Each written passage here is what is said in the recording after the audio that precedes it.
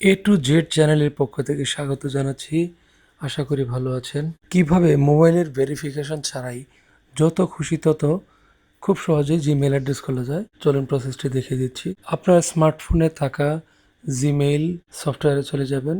সেখান থেকে উপরে ডান পাশে লগ ইনকৃত আইকন দেখতে পাচ্ছেন, এখানে ক্লিক করবেন। একটু নিচে দেখা যাচ্ছে অ্যাড অ্যানাদার অ্যাকাউন্ট, এখানে ক্লিক করুন।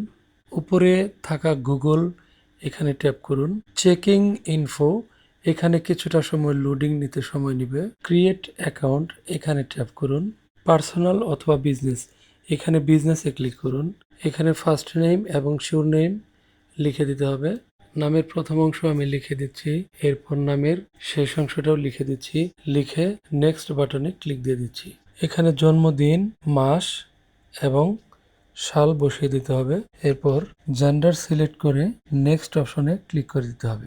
নেক্সট অপশনে ক্লিক করার সাথে সাথে এখানে উপরে দুটি নমুনা মেইল অ্যাড্রেস দেওয়া আছে। যদি এটি পছন্দ না হয়, আপনার ইচ্ছে মতো create your on Gmail address লিখে আপনার ইচ্ছে মতো মেইল অ্যাড্রেস তৈরি করতে পারবেন। আমি আমার ইচ্ছে মতো একটি অ্যাড্রেস লিখে দিচ্ছি। লিখে দিয়ে নেক্সট অপশনে ক্লিক করে দিচ্ছি। পাসওয়ার্ড লিখে দিয়ে নেক্সট অপশন ক্লিক করে দিচ্ছি। ইতিমধ্যে আমার জিমেইল অ্যাড্রেসটি পরিপূর্ণভাবে তৈরি হয়ে গেছে।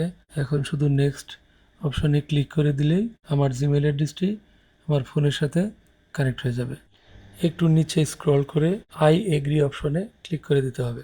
অ্যাকসেপ্ট অপশনে ক্লিক করলেই আপনার জিমেইল অ্যাড্রেস খোলা শেষ। এভাবে আপনি যত খুশি তত জিমেইল অ্যাড্রেস খুলে নিতে পারবেন। বিষয়টি আপনার জানা ছিল কিনা কমেন্ট বক্সে জানিয়ে যাবেন। সাথে থাকুন। ধন্যবাদ।